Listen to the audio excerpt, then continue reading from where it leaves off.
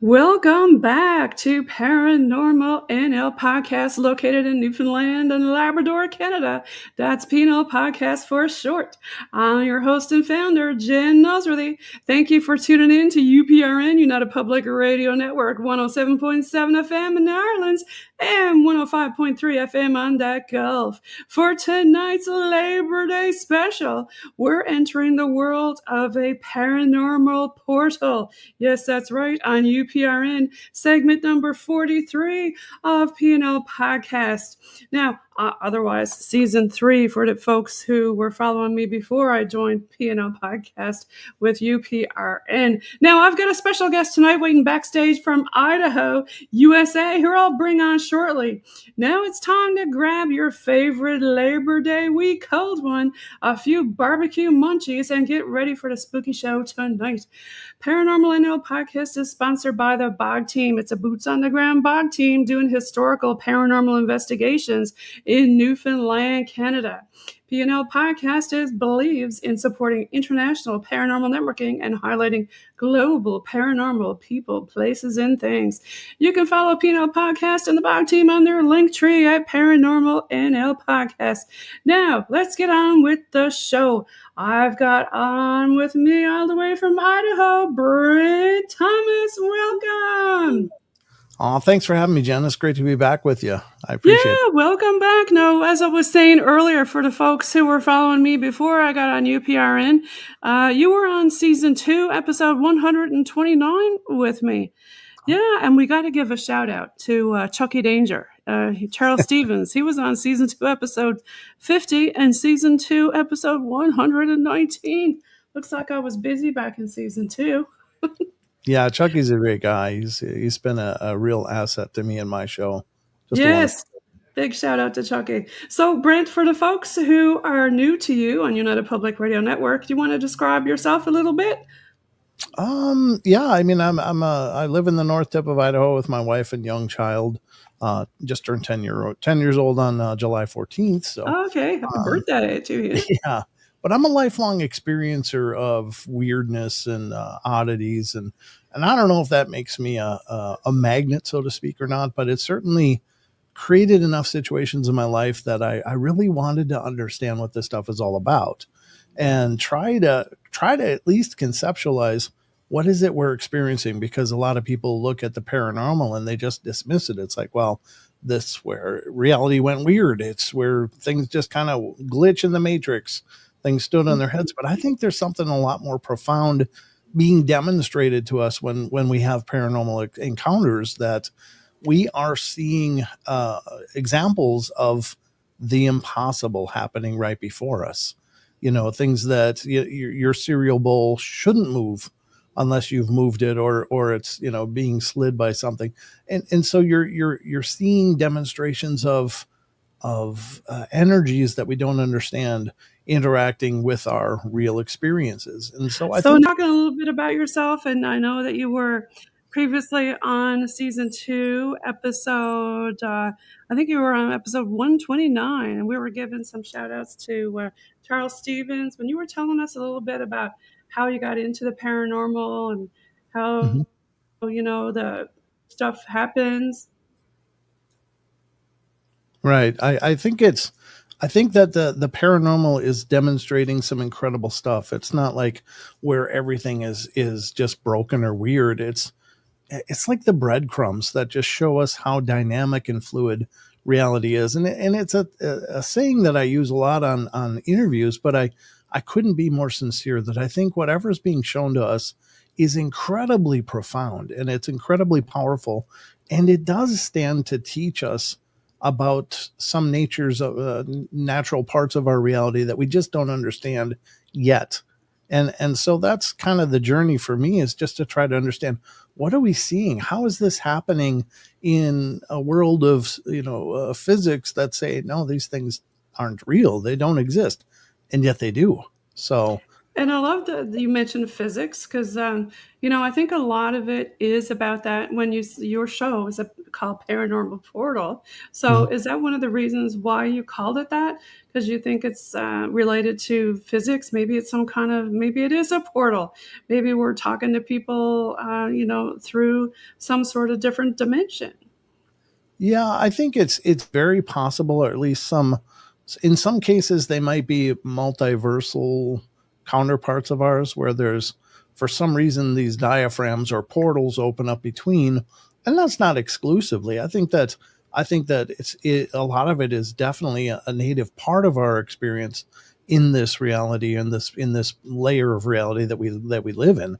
But I think sometimes it's like time dilation sometimes, or potentially multiversal interactions. A lot of people say in multi-dimension, but I think that's kind of a misnomer, because dimensions are generally levels of complexity, where it's one dimension is this, two dimensions is this and this, and so it builds on complexity. I'm not sure that we're always interacting with things that are so much higher dimensional than we are, or lower dimensional, but we're being presented with some other parts of reality, and where they're coming from or how they're getting here is anybody's guess. But I think, again, I Could think be we like a stand. combo of it. Like, I Right. see the skull and that behind you. It could be, human spirits and Yes. also other types of spirits that, or not even spirits, but just different creatures or you know, Right.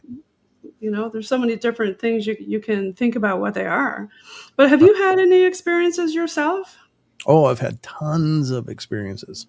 Do In you want fact, to share I'm for one that sticks out in your mind? sure. I mean, I've had the scary ones, and I've had the beautiful ones, where I think that loved ones have reached out to me and made themselves known. I've had both, and I think that in the world of the paranormal entertainment, so to speak, we tend to focus on the dark and negative stuff, but there's lots of beautiful stuff that happens that Yes. occurs paranormally. Like one instance was my dad had passed away, and I may have covered Oh, part of this on my last appearance, but we had a real challenging relationship. He was a very my way or the highway, and I was a very stubborn kid, and we just butted heads. But we loved each other. It was just a really odd relationship. Well, he got sick and eventually died, and I was living out here in Idaho, and he, of course, was back in my native Minnesota, where I'm from. And it just occurred to me there was a lot that I never had a chance to say. There was a lot of things that I was going to have to carry and with me for the rest of my life. It's the old saying, take advantage of the moments you have, because you don't know how many you have. Well, that was my situation. I ran out of moments, and I had a lot to say and didn't say. But I was just doing my best to deal with that, and just carry on and move along. But then one night I went to sleep, and I had the most realistic lucid dream that I'd ever had up to that point. And I was standing in my parents' house, in the dining room area right next to the living room. And I'm looking in the kitchen. I'm like, wow, what am I doing here? And I knew I had gone to sleep. It was like I had total awareness of the fact that, wow, how am I here? This is really strange. And then I looked to my left, and there standing is my dad, right in his living room. And I'm like, Dad. And we ran and embraced each other. And it was like I had that time then. And I used words, but he talked to me, but it was like it was being in my mind. It wasn't like he was actually saying words. But we had this huge interchange of me, I'm sorry I wasn't a better son, and I know you were doing the best you could and all that. And I was uh, you know, really apologetic, and he apologized to me for being that my way or the highway rigid person, and we just had this beautiful moment, and it smelled like him, it looked like him, it felt like him. It was so absolutely real. It's more real than me sitting here talking to you. It's just an incredible experience. So I woke up, and I was just tears were streaming and falling down, and I knew it was a very real experience. And then um, this went on. I had several dreams with my dad, but there's one event that I think is extraordinarily powerful and beautiful. But he continued to make himself known to my mom for quite a while, and turning on his TV and doing things like that and messing with electronics in the house, things that had never happened prior to his passing in that house. It was a very quiet, normal house. But after he passed, suddenly he was all over the place. And changing channels on her TV, changing channels, turning on his TV. They had two very different TVs in different parts of the house.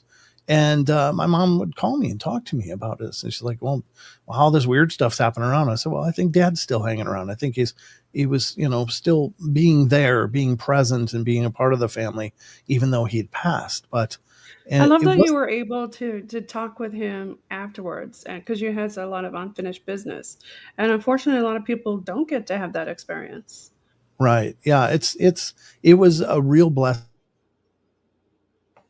I could put it down. It was a very healing time, but it was one of the most profound instances of his presence is one that I'm going to get into now, and it's where, as I stated, he was messing with electronics. My dad in life couldn't operate a remote control to save his life. He'd always have to call my mom in because they had separate TVs, and she'd have to come in and change the channel and do the settings for him. He had a smart TV, but it was never configured to connect to the internet, and that's important in just a minute. But what happened was, I think I got a ghost phone call from my dad, and I was sitting here in my studio. It was a Friday, and my phone rang, and it looked down. It was my mom's caller ID, so I answer. I go, "Hello, hello." Nobody's there, but I can hear like this voice kind of mumbling and kind of a coughing, like and sound like that. And I was like, hello, hello. And I figured, oh, mom pocket dialed me. She must be talking to somebody like my older brother that lived across the street or whatever. So I was like, mom, mom, mom. Couldn't get her attention, tried whistling, anything that maybe she could hear. She didn't hear. And I'm like, well, I'll just call her back. I hung up, called her back. The phone rang and rang and rang and went to voicemail. I'm like, well, Hmm. whatever. She must be busy. So I hung up the phone, and I'm sitting here working on my shows and stuff on my computer, right where I am right now. And about 10 minutes later, my phone rings, and it was my mom. I'm like, oh, hello. And she goes, yeah, what'd you need? I'm like, no, no, you don't understand. You must have pocket dialed me. I had a missed call from you. And I said, by the way, is my brother over there? She goes, no. And I said, when was this? I was like 10 minutes ago. And she goes, that's not possible. I'm like, what? She goes, no, I'm home alone. The house is locked. And I was down in the shower for the last 20 minutes. And I'm like, Oh, that's weird. oh, wow. Right away, I was like, my dad died of COPD. So the coughing, the clear throat Oh, okay. So it was really very sounded interesting. like him. Yeah. Right. But it gets better. So I went on my show that night, a live show on Friday night. And I'm like, hey, guys, Right. you'll never guess what's been going on. Because I would keep them updated when weird stuff would happen Yeah. back home. And I said, I think I got a phone call from my dad from my mom's cell phone. And I went in and shared that story and stuff and talked about it. And then I talked about how I think he's sticking around because, he was trying to be present for the family during this transition and stuff. Well, um, I got done with the show, shut everything down, went to bed. I woke up Saturday morning, came back here in the studio, and I was kind of groggy, having some coffee, working on it. And suddenly my phone rings, and it's my mom. She goes, you're never going to believe this. I'm like, what? She goes, well, your dad's TV turned on by itself this morning. I'm like, oh, wow. Oh, really? And Okay. she That's goes, yeah, interesting. not only did it turn itself on, but it was on the internet. I'm like, oh, wow, that's weird. Hmm. She goes, yeah, not only was it on the internet, it was on YouTube. I'm like, oh, wow, that's incredible. She goes, yeah, but it was on your channel on YouTube. That And was I'm going to like, be my next question. then she said, it's playing the episode from last night where you're talking about all the stuff your dad has been doing in our house. So his TV turned on the internet, on YouTube, on my channel, on the exact episode, and playing the explanation of me talking about the ghost phone call and my dad turning stuff on. Now, that is so many layers of That is so impossibility. specific, right? Right. And I Yeah. was like, oh, wow. So instantly I got chills. I was like, wow. Yeah. We've had some really weird stuff like that happen in our house. Like it'll go, Mm. the computer is completely off. We're in another part of the house. And all of a sudden, like something's, we'll be doing something or talking about something. And specifically, dad, like it'll play a podcast related to that on blast. And we're like, Stop Oh, it. Stop doing that, right? So I go sage the area and everything. I think it gets bored when we're not yeah. podcasting all the time. Does yours do stuff like that at your house? I'll tell you what, I think, and I've had this discussion with many creators, many people that have shows in this topic. And I'm convinced they all seem to be convinced, and you're echoing that now, that by virtue of doing shows where we're discussing this, it seems to find us Mhm. and it seems to make itself known to us, whatever these phenomena are. And it could be many different phenomena, but I mean, I think there is something about talking about it, expressing energy about this topic that creates a resonance with these. Yeah, like when we're using spirit box and stuff, a lot of times it'll tell us, "Get back to the stories, more to the stories." It wants to hear stories about, what the old times and it just wants to chitter chat, right? Yes. About different things, and especially about the olden days stories. It loves stuff like that. And it'll even, tell us, okay, if we're over by a military monument or something, we'll say, "Oh, is there anybody here from the military?" And then they'll all start doing roll call. I mean, it's that aspect of it is I find really interesting. You never know who you're gonna get. And that's a great point because I do paranormal investigating, ghost investigating as well, whenever I can. And my co-researcher Charles and I, what we've found is we'll go into a location and do, like, we'll start out with the canned question. Is anybody here that wants to talk to us? Do you know what year it is? The canned questions that Right. everybody and their brother asks when they're doing this, Yeah. and just get really very basic or no kind of interaction at all. But what we found is that if we turn on the equipment and he and I just start talking about stuff like this, Right. Yeah. Yeah. suddenly the equipment will start triggering, like someone's there going, "Oh yeah, and this, oh yeah, I agree." It's like they need the conversation to be at least interesting, not just the Yeah, they want we somebody to hang out with them, not ask right, them all these questions like, right. "How old are you? When did you die?" It's like, "Oh, Do you know boring," you're because dead? everybody's asked them that so many different times, right? Yes, yes. We've had, a lot of stuff like that happen where we're just being completely silly, and the Mhm. ghosts will chime in and comment on what we're doing specifically. That's beautiful, because I think it's so incredibly profound to have an opportunity to make a connection with these energies, these presences, whatever they are. And I'm not saying they're always formerly living people. Maybe they were never people, but they seem to be intelligent. They seem to enjoy interaction when it's genuine.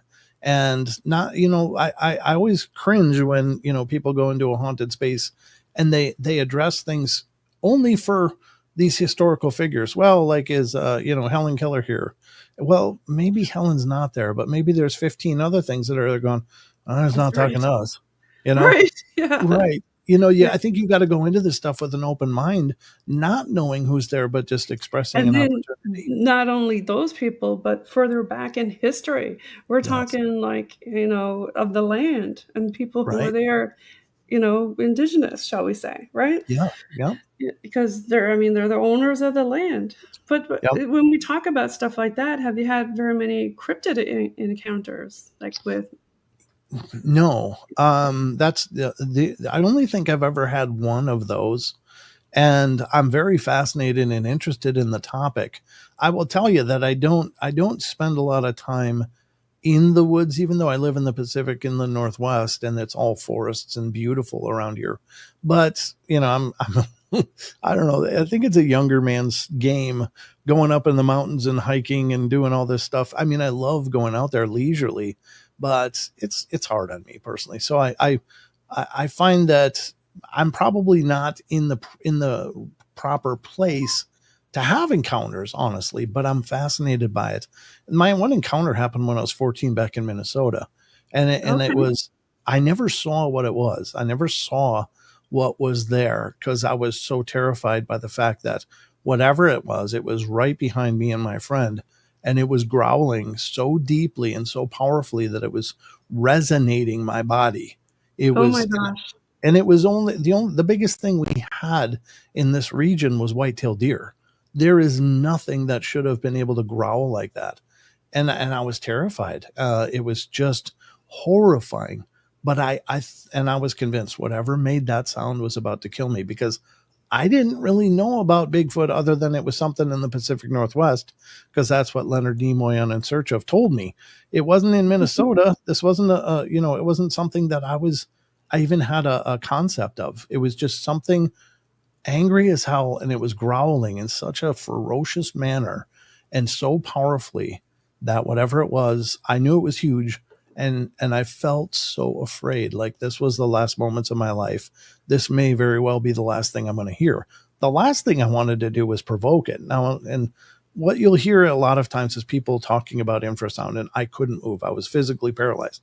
Well, no, I could have moved. I just didn't dare, because whatever is making that sound was absolutely terrifying to me, and it still Yeah, remains. they say that Bigfoot uses infrasound. Yeah, they do, and Mhm. it could very well, but I just know that I was full of terror, not inability to move, just not wanting to make whatever's going to kill me decide to attack right then. Like I was hanging on to what time I had left. I was just being a statue. That was all I could do. But it growled, and it growled and growled. And finally I said to my friend, after nothing else happened, I'm like, what the hell was that? And he's like, I don't know, but we got to get out of here. And we did the only thing we could do, which was run. And we ran down this hillside on the, in the forest of southeastern Minnesota as fast as we could. And whatever it was didn't follow. But Thank it goodness, wasn't, right? I'm sorry. Thank goodness it didn't follow. Yeah, absolutely. But I think I didn't know what it was for years and years and years until I started learning about Bigfoot. Then I went into those same woods, which was right behind the house I grew up in back in Minnesota. And I started looking around, and I started seeing things that I'd seen hundreds of times before growing up in those woods, like tree breaks and weird structures of broken branches, things that I couldn't explain, but I didn't know that that was unusual because I'm young. And then now I learned that these are signs people attribute to Bigfoot. So I think I was in close proximity to a Bigfoot. You never know. It's hard to say. Are there any other cryptid creature type things, or any other, like, shall we say, mysteries about your areas? Any Um, folklore? I that's the weird thing is I'd never heard all the years growing up around there, and that was where I lived the majority of my life, about any Bigfoot sightings. Now, since then, since I've started doing the show, suddenly I'm starting to hear from people even in that old area. Oh, I No. saw a Bigfoot out there. I'm like, what? Why didn't you guys spread this around? I mean, let people know. But nobody said anything. So yeah, there is. I don't know that there's any Dogman stories, but of course, Wisconsin, the Beast of Bray Road is the next state over. So I guess Dogman's a possibility too. But I Yeah. haven't heard of any Dogman encounters. I've just heard of Bigfoot in the region that I grew up in. Okay. Well, we should give a shout out to Tommy Cullum. I know Oh, that you were on his show before, and he's a big fan of yours. You were on his show, episode 20, season 6, with Tommy. yeah, Tommy's great. I love that guy. And I didn't know he was a fan until I started reaching out to him and we connected, and yeah, we just become fast friends. He's just a wonderful guy. Does a great job. Yeah, and you've been on a lot of other different podcasts with lots of other folks. I guess we should also give a shout out to Third Eye Live with Brian. Hey, Yes, absolutely, you Brian were there? Broughton. Yeah, I was on. Shout out to you, Brian. Third Eye Live. Watch it if you haven't, and also watch Tommy Cullum's Let's Get Freaky. Yeah, yeah. I have had a great experience. A lot of those connections I was able to make through your group, which was really nice. And so that Oh, was thanks. wonderful. You've done a great job creating a network of sorts for people to connect and to do that. So good job. Yeah, I call it the Paranormal NL Podcast Alumni Network. So if you're on season 1, 2, or 3, I like to hook y'all up with networking all over the world. And it's fun because you get to meet all kinds of different people who you never thought you would, right? No, absolutely. I mean, I had no idea Tommy was even out there, and now that I've met him and appeared on his show, and he appeared on my show, he's just become a wonderful guy, a wonderful connection and friend across the pond. So what kind of guests have you got coming up soon on your show? I don't even know. Like You're like me, just roll, right? whoever I find, I let people that have experiences go to my website at paranormalportal.net, and I have a button there, and it's called Interview Me. So they click this button and it launches my calendar app. Because I love talking to celebrities, to authors, to researchers, and other show creators and such, but I love talking to the average people. I think that there's so many incredible stories out there. And so I let them look at my calendar and pick a date and time from the times that I have set up, and they can do that. And it's really wonderful because, it gives people the opportunity to find something that they're comfortable with. And then, of course, I connect with them and get to know them. And it's just been a wonderful opportunity. And it's such an honor when people connect and they want to share their story. That to me is a kind of a sacred thing, because a lot of times people, when they're dealing with this stuff, are confused. They're unsure. They feel isolated. They feel alone. And so it becomes this real cathartic process. And it's been wonderful to, meet all of these amazing people. So while I love talking to, of course, the more well-known names, some of the greatest shows I've ever done have been with just people off the street that have picked that link and said, "Hey, I got a story to share." Yeah, I've got your thing pulled up here, paranormalportal.net. You just Yeah. go there and then you can click on all the different links here.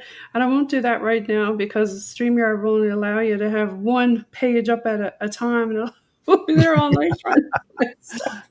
Yeah. Yeah, that's my show. That's my website, and it talks about my YouTube page as well. Where I do two very different shows. They're both called Paranormal Portal, which maybe is not the best plan going forward, but it's the one that I developed. But the YouTube live stream shows are very much a variety show where I talk about news. I talk about we review video evidence and go over it, or videos that are online and that people are saying are paranormal. And we can't make any solid judgment calls, but just based on what we see, if there's obvious hoaxery, why, I just think it's important to remember critical thinking in all of this because, there's a lot of confirmation bias out there and there's a lot of garbage out there. And so I started that segment. It's called "What the Hell Is That?" on my live shows, just because I thought, if I'm no expert and there is no experts, but at least we can take a critical look at this stuff and see why it might be real or why it might not, Yeah. and just give people some rudimentary tools, things to look for that are real common in hoaxes and stuff like that. Plus, showcase some incredible images and footage that very well might be real. And then I do a cryptid corner where we talk about cryptids. We do a Discord question of the week, which is actually run by Chucky on my Discord server. He comes up with a question to ask our Discord community dealing with the paranormal, any and all of the paranormal, and it allows people to say what they think. And that's been a real fun segment as well.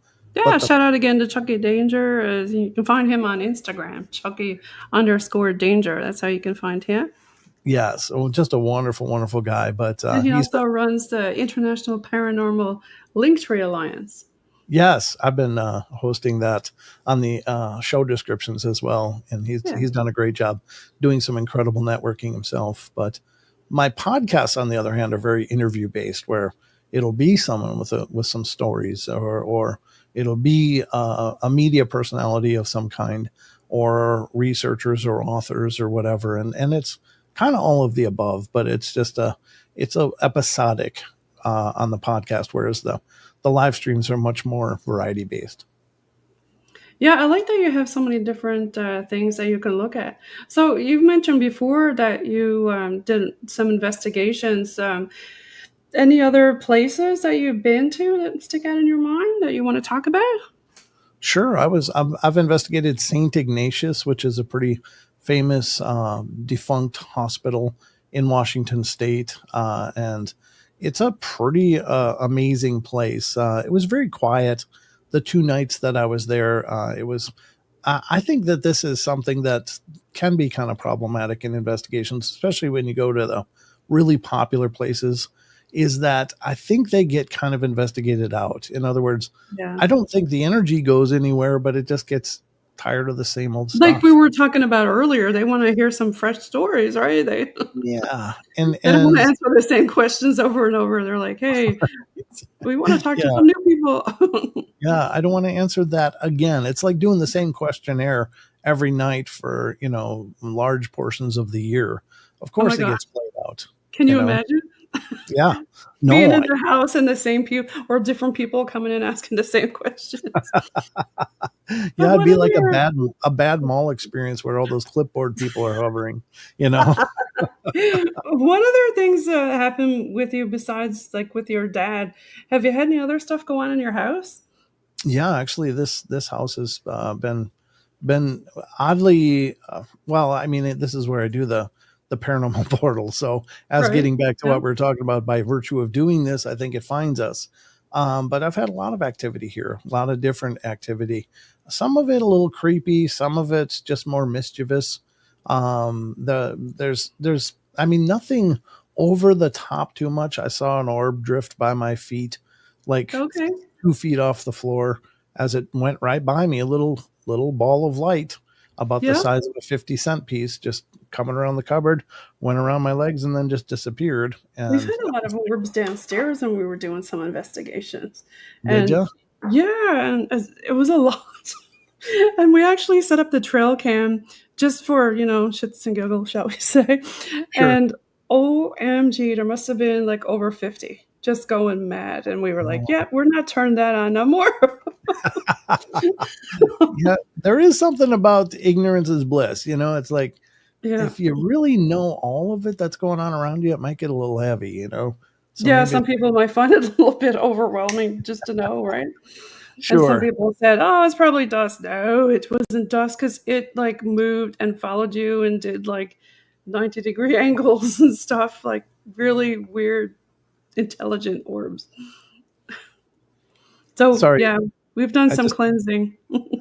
I'll bet. Yeah, and I think that's important. I think that that's a good practice anyway. Oh Like yeah, with sage, a lot of people misrepresent that a little bit because everybody thinks, oh, you got an evil spirits run around with sage, or if you're worried about evil spirits, well, it sage could be is benevolent, right? Like your family, like your dad, sure. right? You Yeah, know? I mean, we've all got them mischievous uncles and stuff that Yeah. have passed on, and that's certainly a possibility. But sage is Mhm. really not meant to purge dark things. That's more like frankincense and cedar Mhm.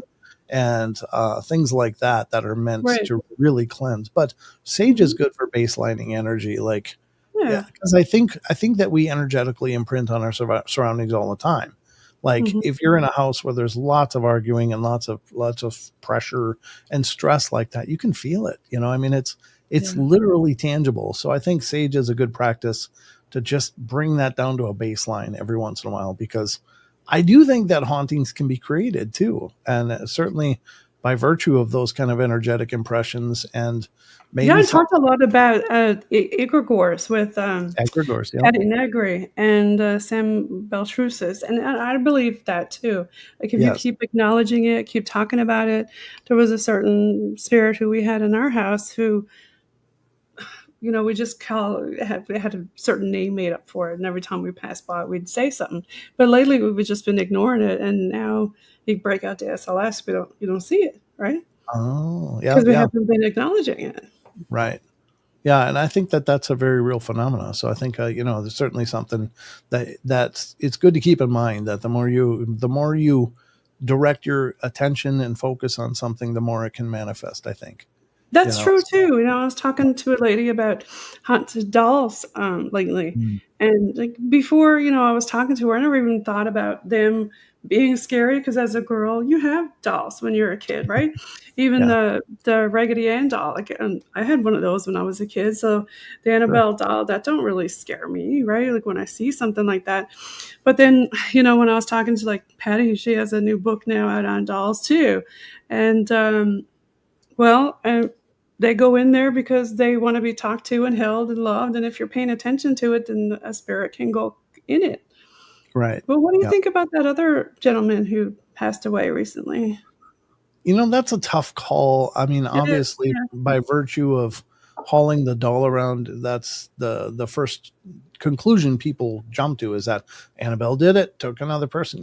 But Yeah. it's Medically, I wanna know, like, I'm the scolder in this situation, like, I wanna yeah, know more about his medical history and stuff like that before you just jump to conclusions, you know?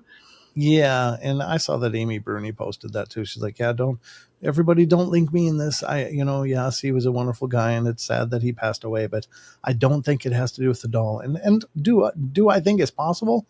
I think it's possible, but it's also possible that he just had a heart condition, Hmm. and maybe he didn't know about it, and you certainly can't blame that on the supernatural.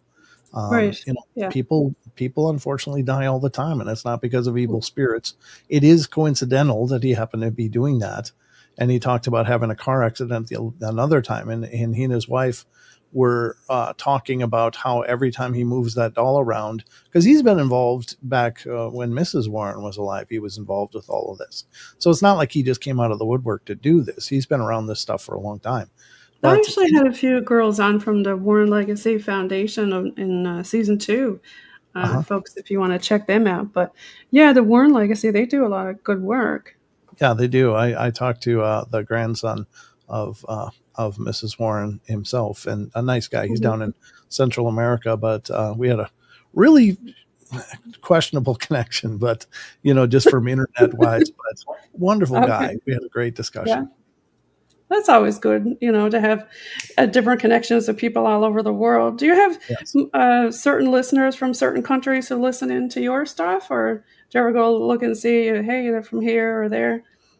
I get emails from people like over in Europe a lot and Australia. My biggest markets are the United States, England, and Australia. And Australia and England kind of vie for second position all the time. It's back and forth, but a lot of wonderful people. But I'll get messages from like Finland and Germany and all kinds of countries from the Middle East. It's pretty crazy. Yeah, it's Um, fun to see which countries are tuning in, right? Yeah, like I will well, I haven't looked at the charts in a long time, but on the Apple iTunes charts, I was charting in Pakistan in the top 10. Oh, And I wow. was like, wow, I didn't know they knew the language. That's really cool. I I think think it's they have amazing. translators now, though, for that stuff, right? Maybe they do. With I the don't know if AI, any's yeah. being applied to my show or not, but yeah, that's phenomenal. And you've been I doing think this it's for a wonderful. long time. How many years now, Brent? Sorry, did you ask me a question? I had another phone. So you've been doing this for a long time. How many years have you been doing this now? Well, the Paranormal Portal started in 2016, April, as a matter of fact, on Truth Frequency Radio, which is a internet radio station. So that's where I started, was in internet radio, doing streams there. And then in 2017, I started my YouTube. And then while I was doing the YouTube, I met Wes Germer of Sasquatch Chronicles, and he messaged me and said, "Why isn't this a podcast?" So in 2019, I started the podcast. So Okay. that brings us to today, where it's been all of these things. It's still a YouTube live stream and still a podcast, but yeah, this is year number 8, I guess. Well, congrats. You've got a lot Thanks. of different podcasts for people to listen to. Are there any favorite ones of yours or any favorite topics?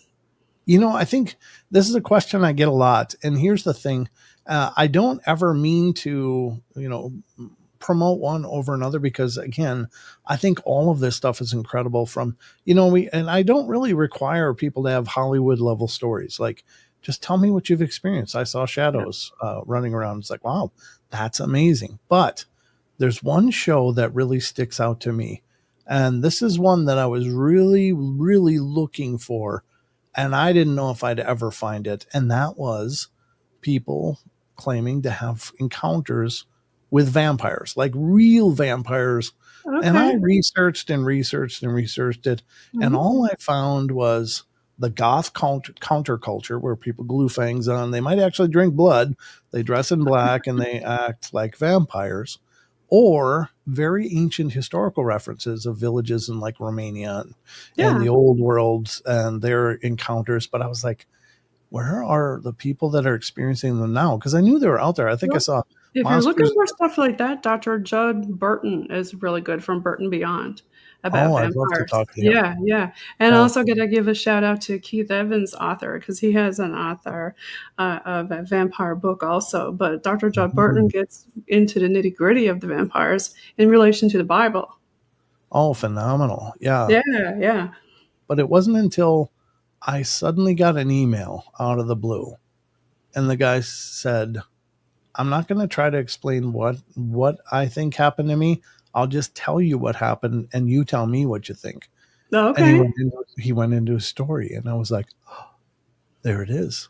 I said, this is bizarre and it's going to sound really funny, but I think you encountered a vampire. And he wrote back, he's like, exactly. I think I actually had an encounter with a vampire. And he had Wow. Okay. two encounters, one when he was 4 and then Yeah. one as an adult. Yeah. And he's kind of convinced that he's been tagged somehow, like they can find him. But and that may be. I don't know the nature of this, but just Hmm. an incredible story. And I think it was season 3, episode 46, I think, of my show, but it was having to do with vampires. And I'll tell you one of the stories that he said, and it was shocking. And Okay. it was when he was little. He was a Yeah. 4-year-old kid, and he and his mom, and I think dad, his dad wasn't there at the time, but he and his mom, they lived in like a single wide trailer, and next to their house was like 80 yards of kind of field and grass, and then woods past that. And then next to that was like a playground over to like the left as you're looking out the window. So straight ahead is a wood line after 80 yards, and to the left was this fence line and then a playground area. And Okay. he was sitting there, and he said he used to love to sit on the counter by the kitchen sink and just kind of look out the window and play with his mom as she went back and forth. He's Yeah. 4 years old. He said he's sitting there and he saw something he'd never seen before in all of the times that he was sitting up on that counter looking out the window. He Hmm. said in the wood line, he saw a figure emerge from the woods. And he's Oh. looking and he's looking. He's like, oh my gosh. And he says, Mom, I think there's somebody outside yelling to her in a different part of the house. And then he said he looked back, and in the time from looking, yelling to his mom and looking back, suddenly that thing was right outside the window. And, Ew. and he said, this is the way he explained it. He said it looked like an overweight black adult male, elderly, almost elderly male. He Right. said it was kind of bloated, but Yeah. its skin was purple. Its Purple. lips were blue, and it Hmm. was like a grayish purple, like it was just like it was a corpse, kind of, I guess. But he said its Oh. lips were blue, its eyes were open and looking at him, but they glowed slightly red. And he said it was just trembling as it was looking at him, like it was starving, looking at him through this window. And he said Like the a weird zombie or something, right? right, but he said the weird thing was, he said, as a 4-year-old, this should have terrified me. But he said, Right. I felt oddly comfortable. And then he said, I realized as I was sitting there looking at this, wide eyed, but feeling okay, he said, I didn't do this, but I saw that my arm was reaching for the window to open it. Oh And then no. he said he grabbed a hold of himself, said, Mom, come here quick. And as was coming, he said he literally looked, Mom, come here quick. He broke the look, yelled into the house, looked back. And by the time he looked back, it was already had run over to the fence line and was jumping over it. He said it moved so fast, it looked like it had light streamers, like Wow. light. It was moving so quickly that he Okay. saw. And this is a Hmm. 4-year-old kid. And the guy was like, you could Yeah, hear him. because 4-year-olds, I mean, sometimes they make up stories, but the majority of the time, they're telling you the truth, right? The Right, cold, hard truth, especially if they don't like their supper. So right. Yeah, exactly. Yeah, I mean, it just shocked me. And then he had another encounter as an adult leaving a concert where he saw one on the ground, like out on he left early and was leaving because he was getting late. He had to work or something. I don't know. But he's right? leaving and he went outside and he's in this area with like these gazebos that would Yeah. be like stores in this courtyard area. He said he Okay. looked over and saw this person, looked away and looked back, and it was now standing on top of the gazebo. And then it started following him. Ew, that's creepy. Right. So very, very strange, very amazing, very compelling encounter. But it's like I was looking for it, and the story found me. Wow. That is interesting. Yeah, not a lot of people talk about, vampire stuff, but, Right. it is kinda make you scratch your head, right? And what else is out there that we don't know about? That's the part that shocks me about all this. Before I got into this stuff, I thought, I know this stuff. I know it. I've been reading about it, watching everything I could, finding all the information I could. Yeah. That's funny. And just having like I felt like I was really grounded and in touch with this. No problem at all. I can do this. And then you start going down the rabbit holes and you realize, oh my God, this is so much bigger. It's Mm. not just these isolated windows. Like, well, here's where the ghosts are. Here's where the other Bigfoot and stuff is. It's like it's this whole world that opens up in front of you. And you Like, realize some we have people a lot talk to do. about the Mandela effect and time Oh, right. lapses and stuff like that. Have you had many people talk about that? Mandela effects, I think everybody has a story that something that they know used to be different is different now. Right, I yeah. think that's fascinating, and I don't know for sure what is going on there, but I don't believe, like a lot of people that debunk it say no, those are just memory glitches.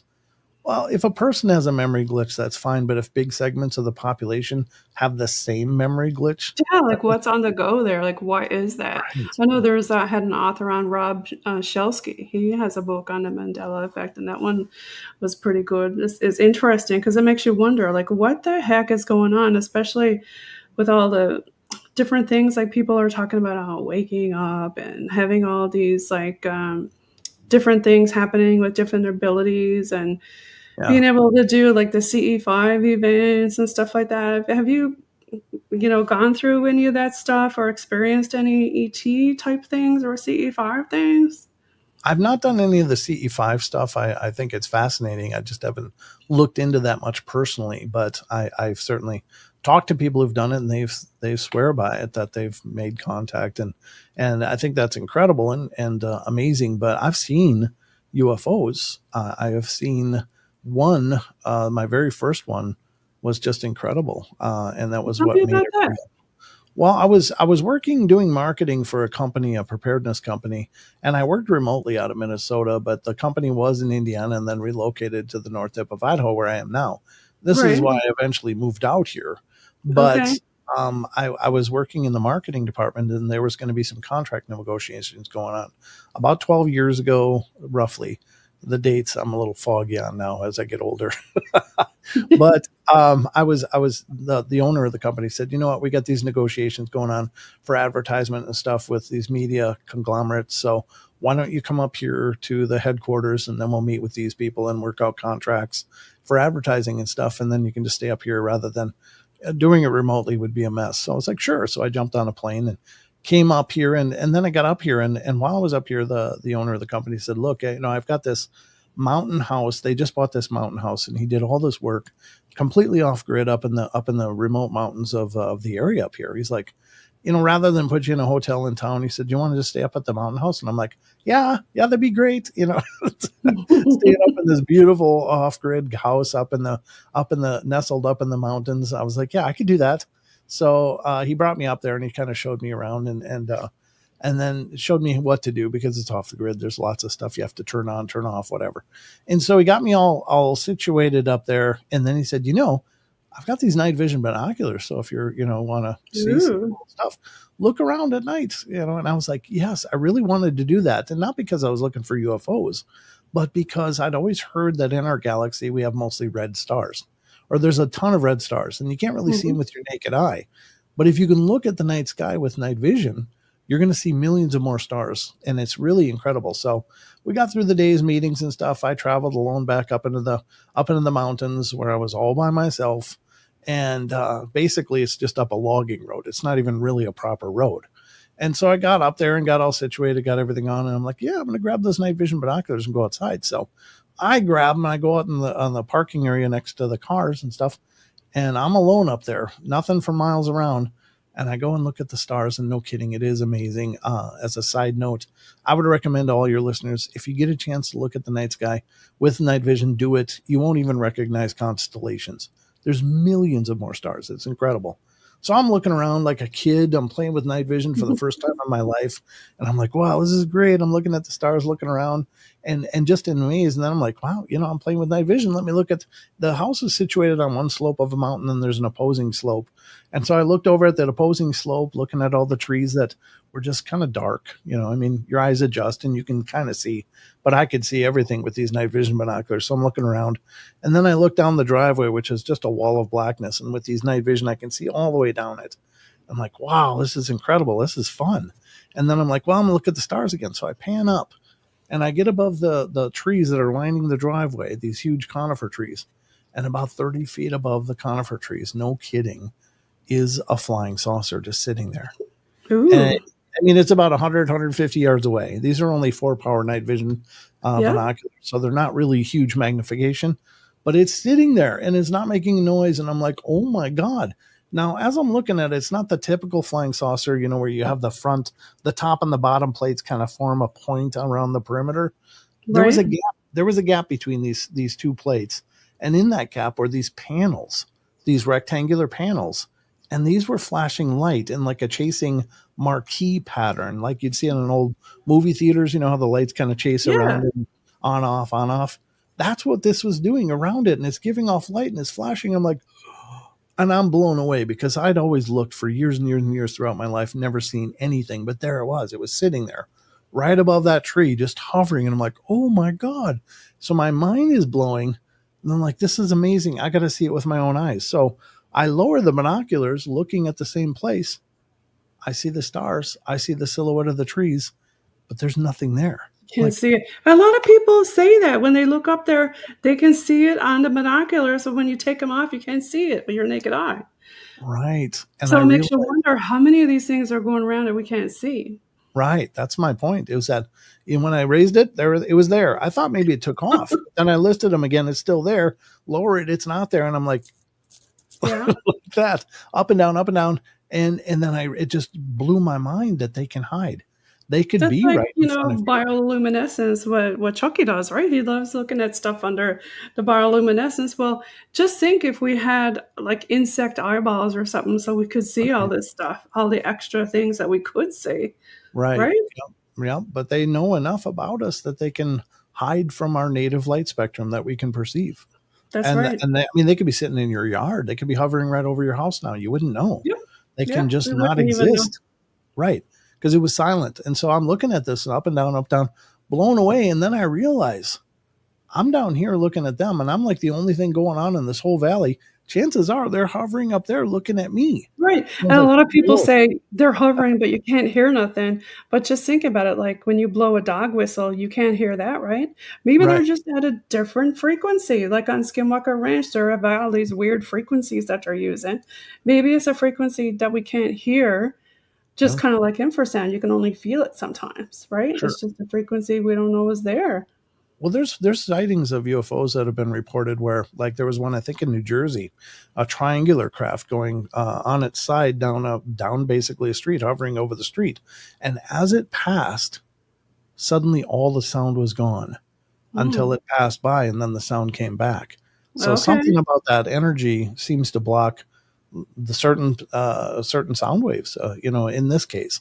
But it was visible; they could see it with their naked eye in this case, but right? it was absolutely silent. Amazing. I love Yeah, stuff like that. yeah. Do your state in Idaho have a lot of, when we had all that UFO stuff on the go with drones and that, does your state have a lot of reporting with that kind of stuff? Not that I'm aware of. I think that was mostly East Coast and into the central part of US people were Mhm. reporting stuff. But I think, I had a real problem with that whole drone thing because Mhm. the problem is that suddenly everything in the sky is a drone. I And I know, and don't think that it that's was right. around the time of New Year's when they had all the drone shows too, right? Yes. Yeah, Yeah. I mean, and it obfuscates the truth of this stuff because suddenly it's drones. It's not Mhm. UFOs, it's not UAPs, it's drones. Well, Yeah. no, it's not. I don't think we need another buzzword for all of this, but it No. does kind of obfuscate the truth. Like, well, whatever these are, they're not just drones. They are, if they're truly, UFOs in the traditional sense, they are technologies we can't even begin to understand, but Yep. they're not drones. So I didn't like Well, that term. Brent, we gotta give a shout out to you and all your fans, and make sure everybody tunes in with Brent Thomas on the Paranormal Portal podcast, and do you wanna give a shout out to your fans and where everybody can find you? Yeah, absolutely. And a special hello to anybody that's been listening or is deciding to listen by virtue of listening to this show. I appreciate it. All the love and support is absolutely appreciated. And you can find out probably the best one-stop place for all the information about my shows and where to find me in social media. All that is on just go to paranormalportal.net. Just type paranormalportal.net in your browser window, and that'll show you all my socials. The YouTube page is linked there, as well as the podcasts. And I hope you check it out. I'd love to have you over there. Well, thanks so much, everybody. You're listening in on UPRN, United Public Radio Network, on 107.7 FM in New Orleans and 105.3 FM on that Gulf. We're going to leave you now with some bog team music, some boots on the ground. What do you want to listen to? Some rap, metal, 80s, rock? What kind of genre you like? I like the 80s. All right, let's put some of the 80s bog team music on.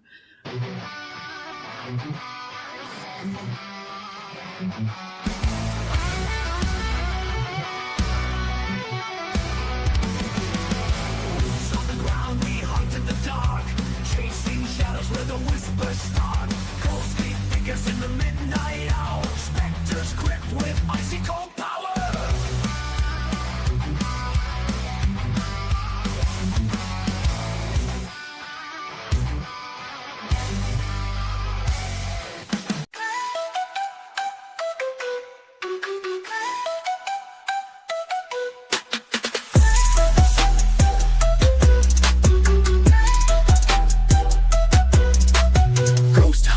In the fog, Newfoundland nights, dark streets whispering under eerie lights, boots thumping, soft shadows creep real tight, team on the ground, ready for the fright. Boots on the ground, ghosts in the mist, paranormal pros, we don't ever miss. From the haunted cliffs to the old ship's twist, specters in our wake, we making lists. Echoes in the halls, cold breath of the past, spectral whispers, questions they ask, EVP static, truth coming fast, chasing shadows, we never come last. In the heritage town, tales time forgot, legends in the air, tangled in the plot, infrared spectrum, ghosts tied in knots, creeping through the night, evidence caught. Boots on the ground, ghosts in the mist, paranormal pros, we don't ever miss. From the haunted cliffs to the old ship's twist, specters in our wake, we making lists. Dark mansion corridors, atmospheric change, spectral entities, they acting strange. Through the veil we peer, close up range, unraveling history, page by page.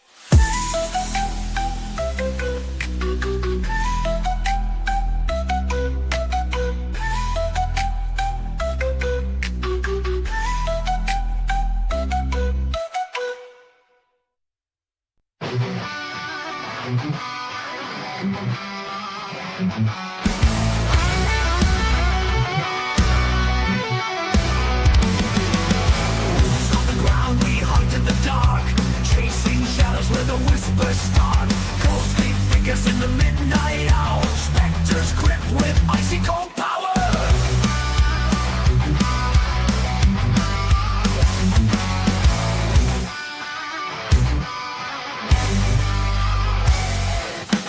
Bigfoot's roar echoes through the trees,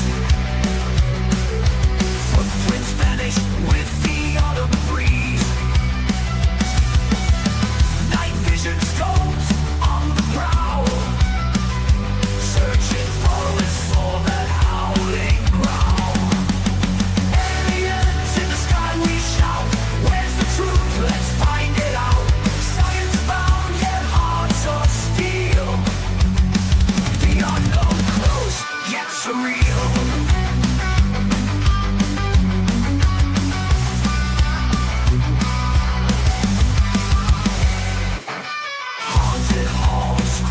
The void, eerie forces we cannot avoid. Cold spots whisper secrets untold, spirit tales that never grow old. Out in the realm where reason flees, we scour lands and sail the seas. Energies collide in the spectral storm, solving mysteries out on the north.